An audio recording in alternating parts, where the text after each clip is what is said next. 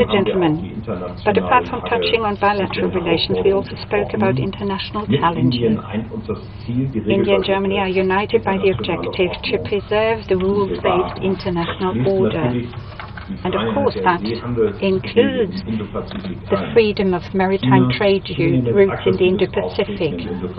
China's increasingly aggressive behavior in the Indo-Pacific is cause for concern for both our countries. More generally, we aim to further expand our cooperation in the areas of defense, security and armaments, and we talked about this today, be that through common exercises of our forces or speeding up the granting of export licenses process for the Indo-Pacific engagement. Last year, German frigate made a port call in India. Germany stands ready to enhance this cooperation. We also talked about the fact that security in the Indo-Pacific is closely linked to security in Europe.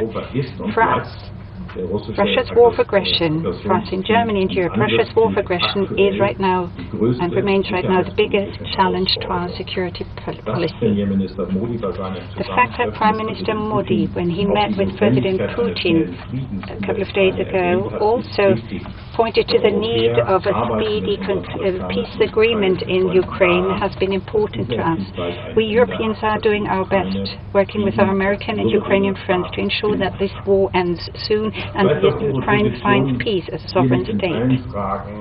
I know that we don't always see 100% eye to eye with our Indian friends, and this is why I spoke out in favor today that India uses its relations with Russia to point to the need to make peace return to Europe, and I'm grateful for the open discussion we had here today. Peace is the basis for security, freedom and prosperity.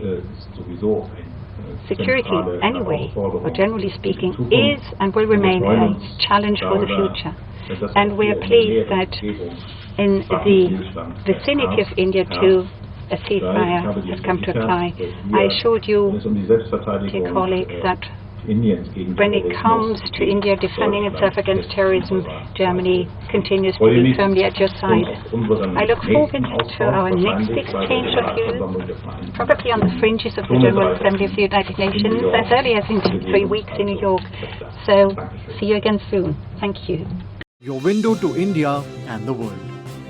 Midday. Local Pulse, Global Perspective.